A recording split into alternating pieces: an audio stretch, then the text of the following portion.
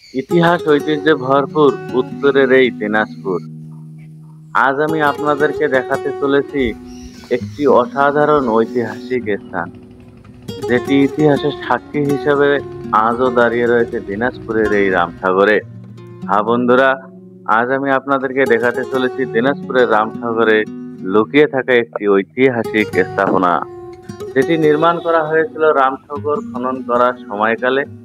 আজ আমি আমার ভিডিওর মাধ্যমে আপনাদেরকে সমস্ত কিছু দেখানোর চেষ্টা করব, বলার চেষ্টা করব এই অসাধারণ স্থাপনাটি সম্পর্কে।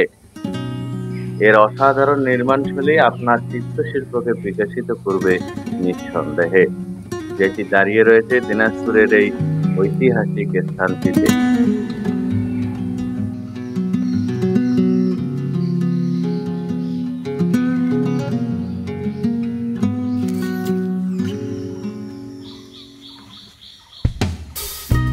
প্রিয় ভিউয়ার্স, আপনারা দেখতে পাচ্ছেন এই অসাধারণ স্থাপনাটি, যেটি দিনাজপুর জেলার সদর উপজেলা থেকে 10 কিলোমিটার দক্ষিণে অবস্থিত রামসাগর নামক স্থানে, অর্থাৎ রামসাগরে। এটি রামসাগরের গেট দিয়ে ঢুকতেই প্রথমে হাতের ডান পাশে আপনারা দেখতে পারবেন এই স্থাপনাটি। এই অসাধারণ স্থাপনাটি 1750 সালের মাঝামাঝি সময় নির্মাণ করা হয় বলে ধারণা করা হয়। ওই সময়কার রাজা রামনাথ সেই সময়ে রামসাগর খনন করেন ওই অঞ্চলের মানুষের পানির চাহিদা মেটানোর জন্য, এবং সেই সময় এই অসাধারণ স্থাপনাটি নির্মাণ করেন তাদের আবাসস্থল হিসেবে থাকার জন্য। আমি আমার ভিডিওর মাধ্যমে এই স্থানটি আপনাদেরকে ঘুরে ঘুরে দেখানোর চেষ্টা করতেছি। তাহলে বন্ধুরা, চলুন দেখে আসা যাক আজকের এই অসাধারণ স্থাপনাটি।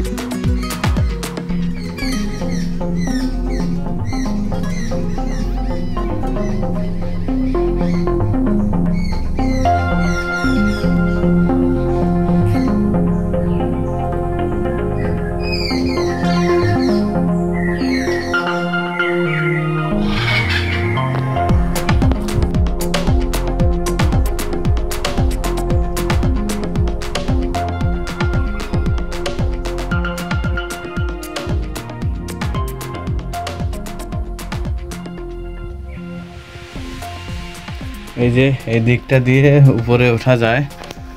তো আমরা রামসাগরের এই ধ্বংসাবশেষের একটা অংশে চলে আসছি।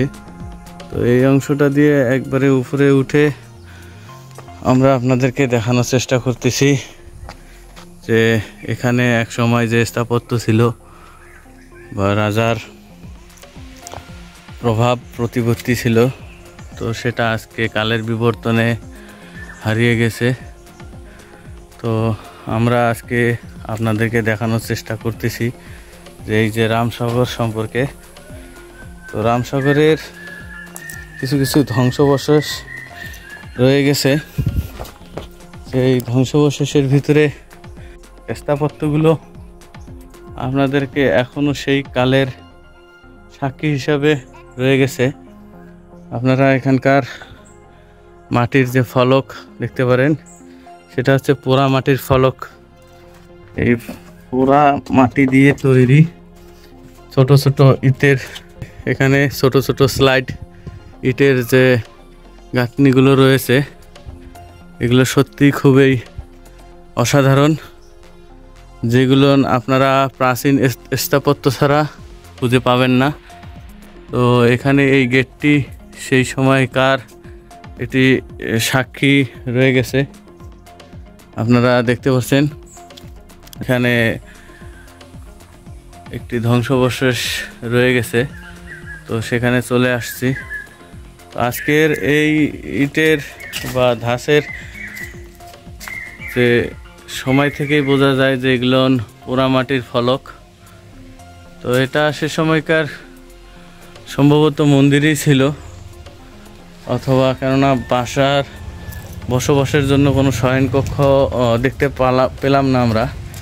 তো যে জায়গাটাই আসলে একটি শুনশান, এখানে কিছু বুঝতে পারতেছি না যে অবশ্যই এখানে গোপন সুড়ঙ্গ স্বরূপ কিছু রয়েছিল, যেগুলো দিয়ে বাহিরের প্রবেশ পথ রয়েছে এদিক দিয়ে।